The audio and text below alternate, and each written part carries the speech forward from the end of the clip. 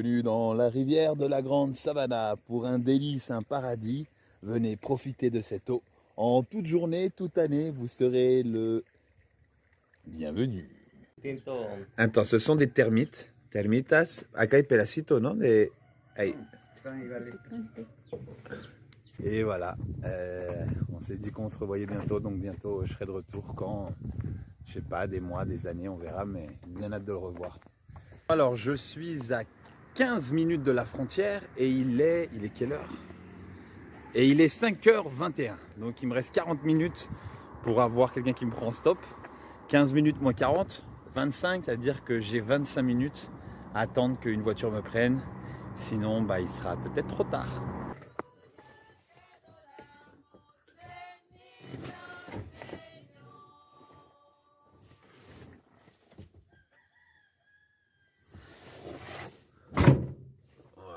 Alors voilà que je suis dans la partie avant du camion, c'est là que j'ai dormi cette nuit et là je viens de me réveiller avec des chants.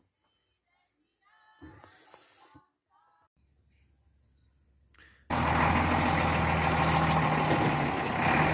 bah voilà, eux ils reprennent la route et moi il est temps d'aller voir la famille. Lever de soleil, ils sont peut-être déjà réveillés.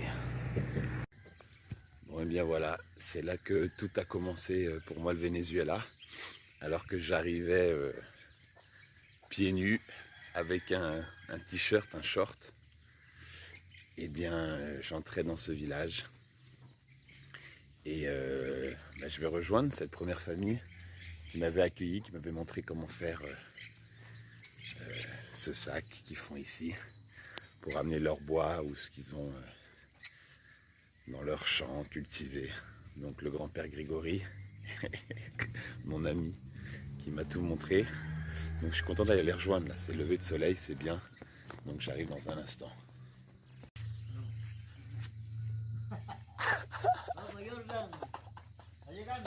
Aïe aïe aïe, amigo mío.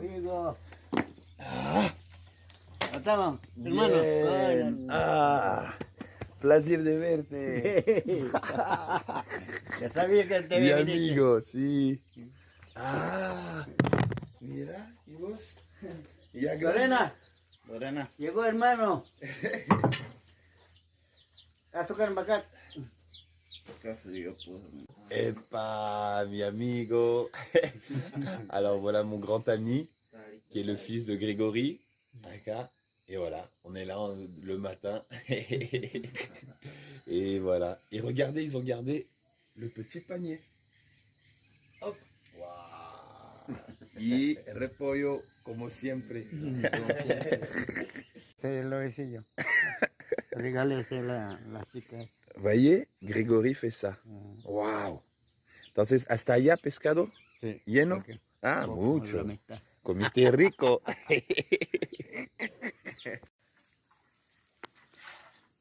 fuego. Vamos, mi mamá va a preparar café para tomar café. Sí, qué bien. Mira, ici vivaient les voisins. Un grand joueur de cuatro. Estoy diciendo que un grande tocador de cuatro.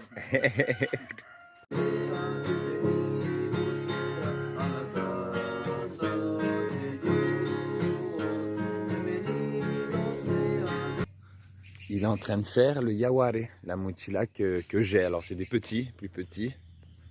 Et donc voilà, vous pouvez voir comment c'est en procédé. Ah, il fait même des tout petits. Un peu comme une décoration. Lo que entendí, yo leía un libro antes de acá del pueblo y los hombres en el tiempo tenían que saber la artesanía antes de casarse con una mujer. Esa es su forma de... Ese es como su profesión. Si tú sabes hacer todo eso, tú eres un profesional.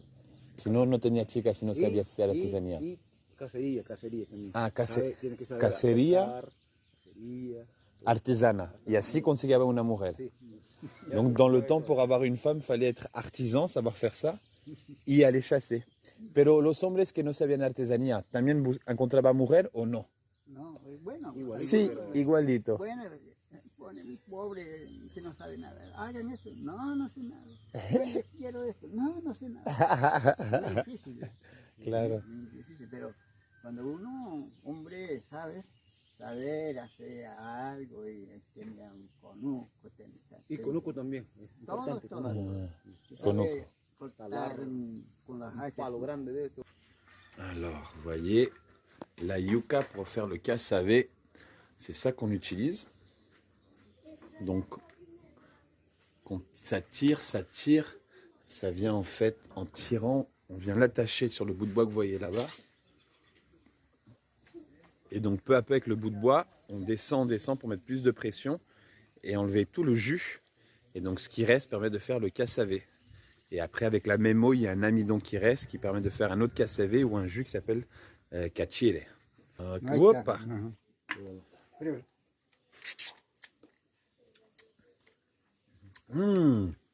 Pero con sal.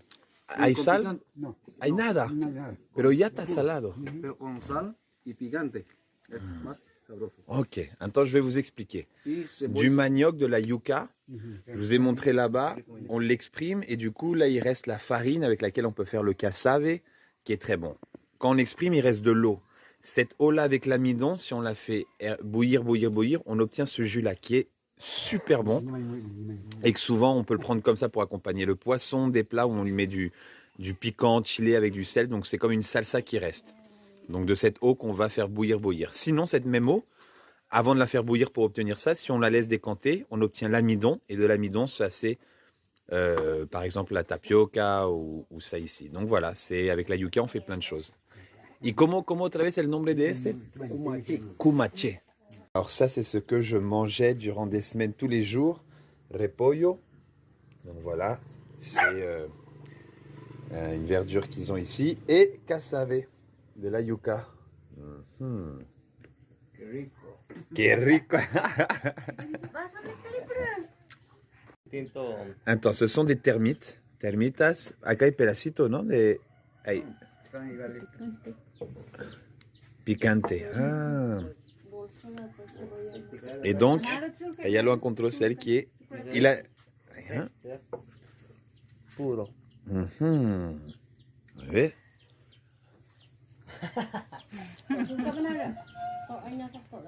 El picante. Crustillante. Wow. Donc là, ici, on a le manaré. Grégory est en train de le préparer. Et avec ça, il va faire un atrapanovia. Vous allez voir ce que c'est un atrapanovia. C'est la chose la plus drôle du monde.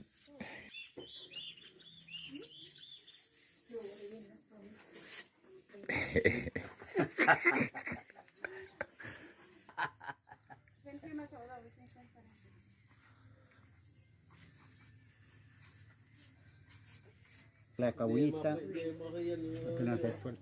Ah, Probando sonido. A probar. Sonido. ¡Ay! Bien, amigo. Bon, bah, apparemment, tout le monde commence à travailler le coco ici. Miran el sombrero. Et bah, dis donc, pour son premier. Nunca vi un sombrero, primero sombrero tan lindo que este. Bravo. Epa. Qué bien. A ver adentro, ¿cómo está? Lindo. Súper lindo. Qué bien. On est tous un peu dans l'art. Bon bah c'est cool.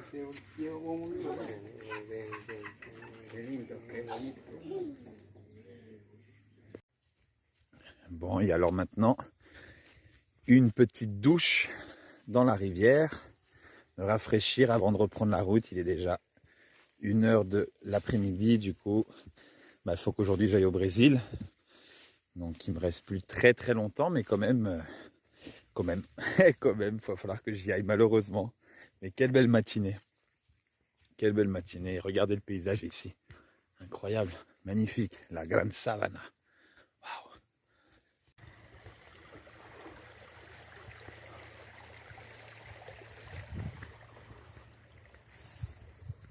Bienvenue dans la rivière de la Grande Savana. Pour un délice, un paradis, venez profiter de cette eau. En toute journée, toute année, vous serez le Bienvenue. La la la la. Donc vous voyez, vous connaissez déjà bien ce sac-là que j'ai avec moi. Et bien ce sac-là, il vient d'ici. Este mochila o guayare es mi amigo Gregori que m'a enseñado a hacerlo. Et du coup, c'est lui qui m'a montré comment faire et peu à peu, et on l'a fait ensemble. Et tout ça pour vous dire que quand vous venez ici à Roraima, à San Francisco de Uyuni, il y a des personnes ce sont des artisans, donc ils font plein de choses. Par exemple, Grégory ici, vous pouvez voir, tout ça c'est des choses que, entre autres, il peut faire. Ça parmi plein d'autres. Par exemple, regardez le sombrero avec cette fleur.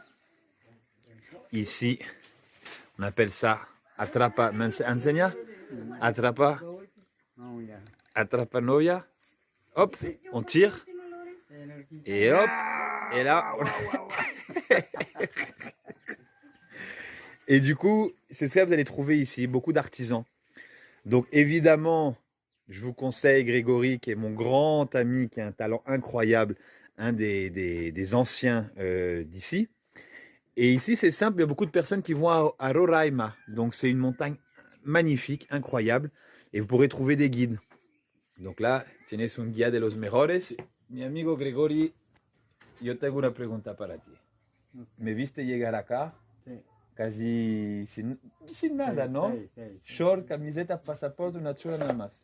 Y tú me recibiste Sí, con corazón, tiempo para enseñarme, la mochila, todo. ¿Por qué grande corazón así? ¿Cuál fue la razón de tratarme así? tiene que ser así, hay que tratar personas.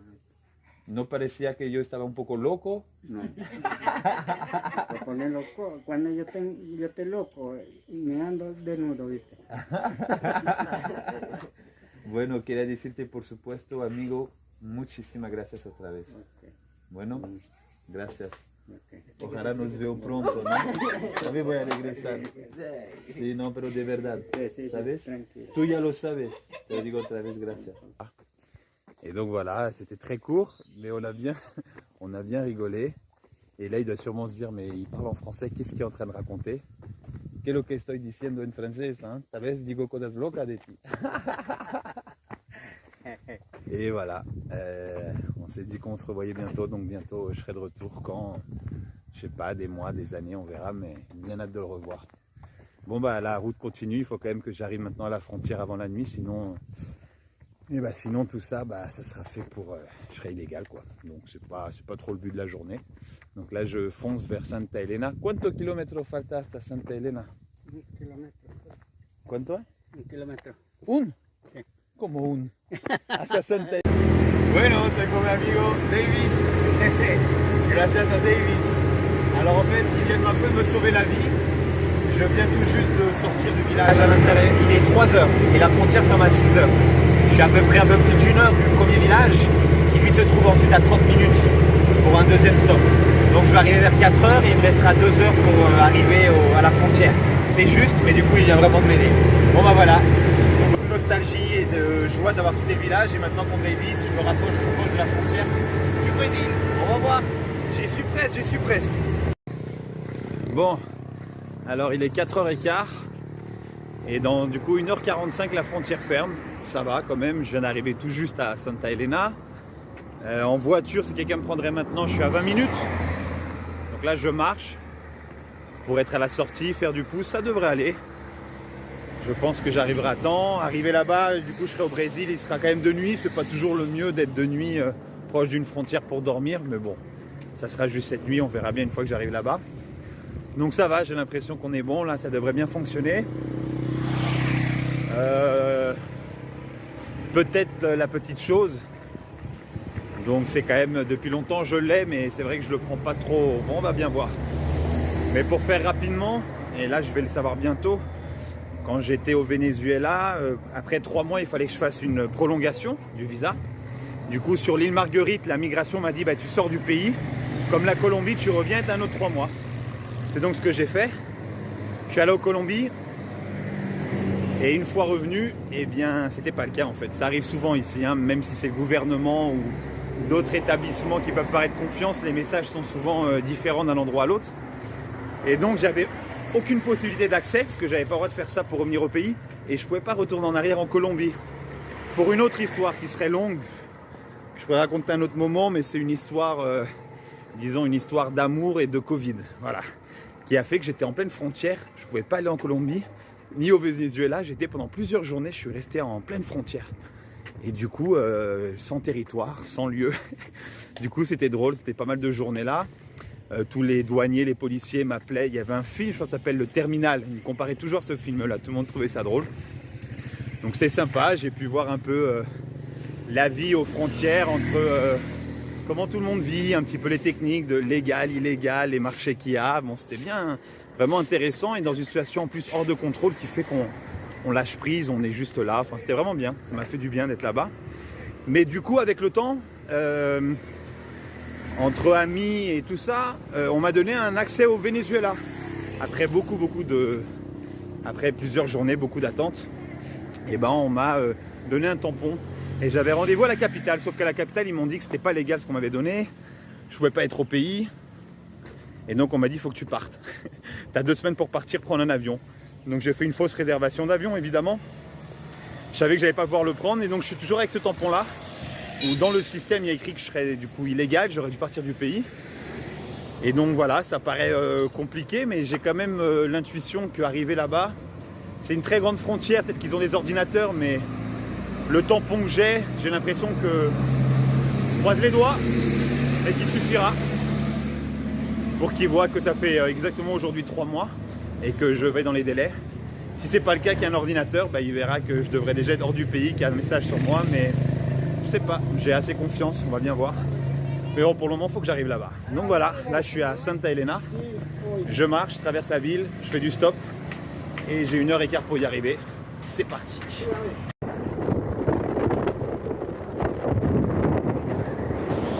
On est plus loin, peu à peu. Bon, alors je suis à 15 minutes de la frontière et il est quelle heure? Et il est 5h21, donc il me reste 40 minutes pour avoir quelqu'un qui me prend en stop. 15 minutes moins 40, 25, c'est-à-dire que j'ai 25 minutes à attendre qu'une voiture me prenne. Sinon, bah, il sera peut-être trop tard. Ça va le faire, ça va le faire.